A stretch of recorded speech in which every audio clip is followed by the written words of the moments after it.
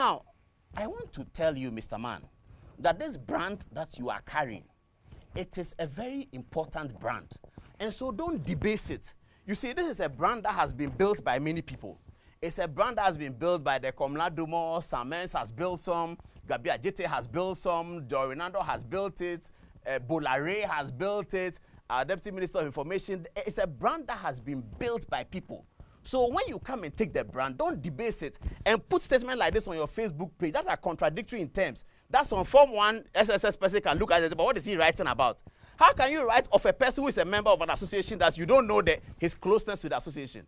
How can you write of a member of an association that you don't know his closeness to the association of which he's a member? Now you want to investigate my closeness to the GJA of which I'm a member. This brand that you hold, it has been built by many people. It's a top quality brand in Ghana, in Africa. The brand is a top quality brand. Multimedia, it's a top quality brand. So when you come and inherit it, don't come and debase it because you have talent. Yes, you do. And you have zeal, you do. But when you are motivated by wrong energies, that is what you will do. You will expose your cerebral limitations and cerebral weaknesses in this way. You know, when you want to be an investigative journalist, I'll talk about William Nyako and Raymond Otchere in a bit. You have to engage with the literature. You have to engage with Plato and Aristotle and Homer's Iliad so that you don't write things like this that somebody who is a member of the association, you don't know his relationship with it, that you are guessing his closeness. Even me, I've built the brand. I was part of those who, in my when we were small boys, we used to build the brand. Have a look at this. Have a look at this. Building the brand that you have inherited. It is a high quality brand. This was voting day in election 2000. And this is how far we took the brand. We had a meeting in the office and we decided that we'll get an interview of the president when he was voting. Since then, it has never happened. Inside the polling booth, we were there. This is the brand that you have inherited. So lift the flag high. Don't write things as if you have a problem with content analysis. Don't be writing things like that. This is the brand that you have inherited. This is the brand that you have inherited. Build it. Other people, many people, we have all in our small ways built. This is there. There you go. This is building the brand that you have inherited. This is us working hard to build the brand that you have inherited. So when you inherit the brand, don't come and debase it and write things that expose your cerebral weaknesses. A person is a member of the association, you say you don't understand it. And so you are writing these kind of things. Now let's go to we are building the brand. We thank God for that. But this is the brand that you have inherited. The brand. You have inherited it. And you have talent. We agree with that. And you have zeal. When you inherit a brand that people have built, don't come and debase it.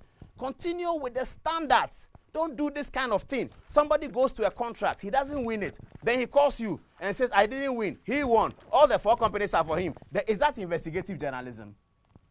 You think that's investigative journalism?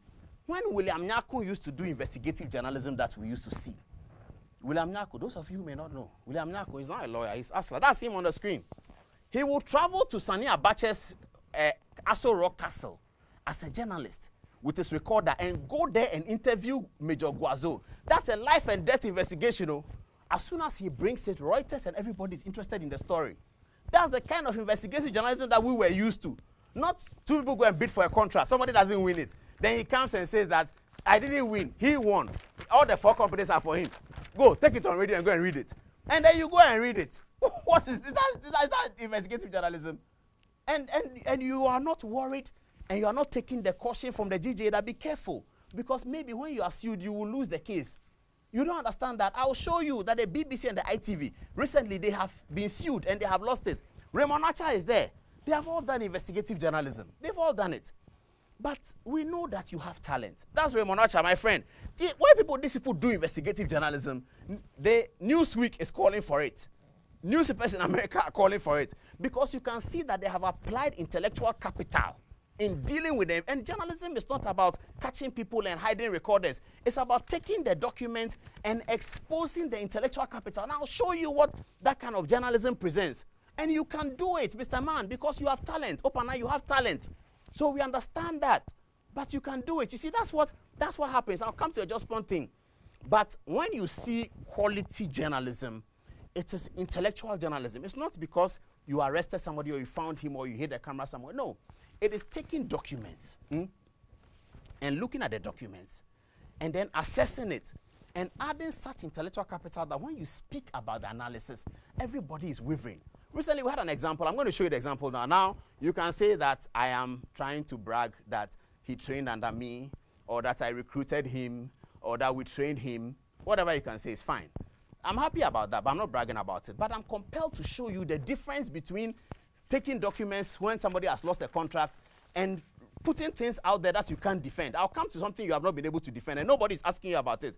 When the man came to your studio and told you that you have no evidence that he owes 140, up to today, you have not been able to produce the evidence that the man owes the state. You are not the state, and you have to understand that, Opana. You are the fourth estate of the realm.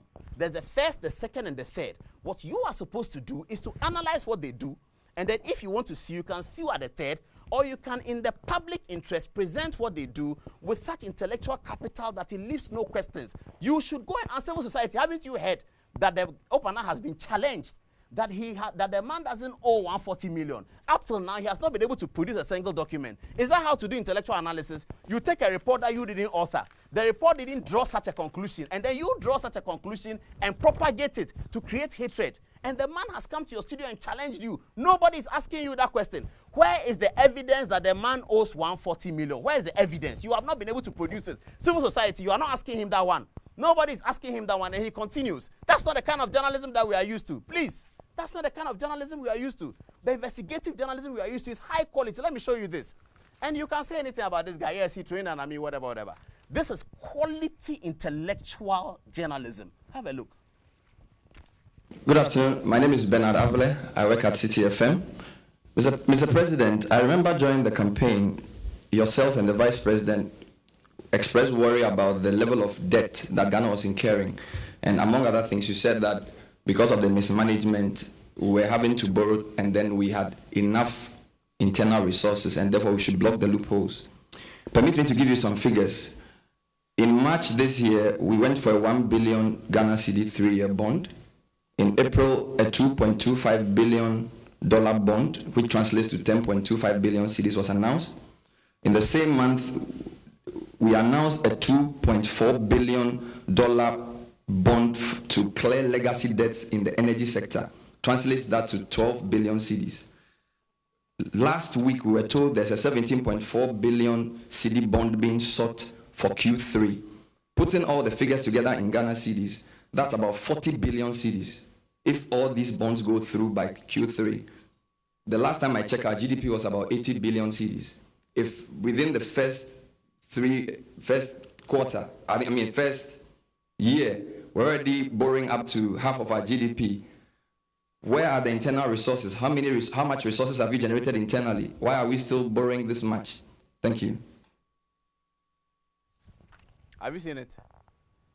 Open, are you watching? Have you seen it? That is journalism that when he puts on the table, everybody is aware that this is fact-finding, this is intellectual. Not the one that you come and make a conclusion that somebody owes money. The person challenges you that he doesn't owe money. You're not able to produce it. You're not able to produce it. And then you go and write people's names that they are sharing DJ press statements and set them up for insults. That is, you don't know his closeness with the DJ. When the person is a member of the DJ, I don't understand that, Opana. You see, these things, I don't want to talk plenty. You shouldn't do that. You shouldn't do that because you have a talent.